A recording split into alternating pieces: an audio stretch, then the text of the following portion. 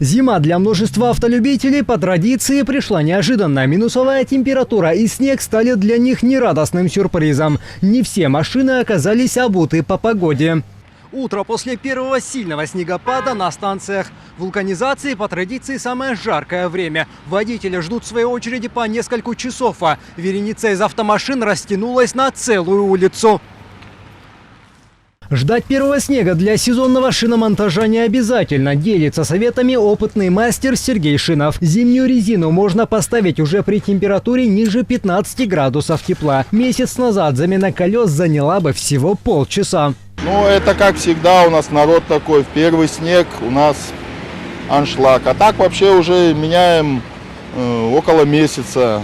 Зимней резины новой хватает 5-8 лет. Поэтому беречь какие-то неделю, 10 дней – это бессмысленно. Хорошие шины надо покупать.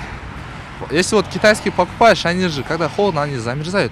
Потом они скользят, если даже они зимние. Лучше корейские купить надежные. Там будет где-то 5 тысяч, где-то вот так только играть. Правильные колеса могут предотвратить аварии. Особенно это касается тех, кто выезжает на дальние расстояния. Бакыт Сартмырзаев занимается частным извозом из Бишкека в Алабуку. 10 лет опыта приучили его быть готовым к любым ситуациям. Зимой на дороге опасно. Тем более едем мы далеко, везем людей. Обязательно ставим зимнюю резину, без этого на перевалах никак. Еще берем цепи на колеса. Кладем с собой в салон, чтобы было легче доставать.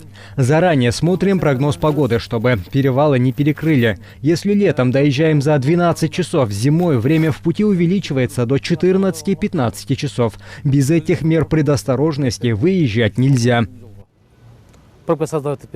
Маршрут из Бишкека в Ош считается довольно опасным. Большие перепады высот и крупные перевалы усугубляются неустойчивой погодой. Дорожникам приходится работать усиленно. Только перевал Туашу обслуживают порядка 25 человек за смену. До перевала Лабель имеются 10 тысяч тонн инертных материалов. Там соль. Также у нас имеется СПС, это соляно-песчаная смесь, специальная смесь, которая подсыпается во время обильных осадков.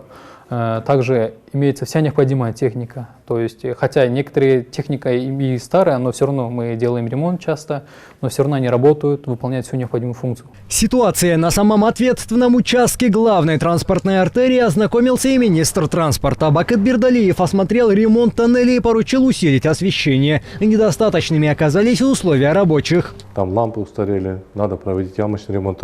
Ямочный ремонт провели, сейчас осталось только поменять освещение. Расслабляться за рулем нельзя, особенно зимой. Минувшей ночью в ДТП под Бишкеком пострадали 5 человек, 1 погибший. Водитель Honda Odyssey не справился с управлением. Отметим, за 9 месяцев прошлого года произошло 4500 аварий, погибло более 500 человек. Бекмамат Асанбек Улу, Турар Анарбеков, ЛТР Бишкек.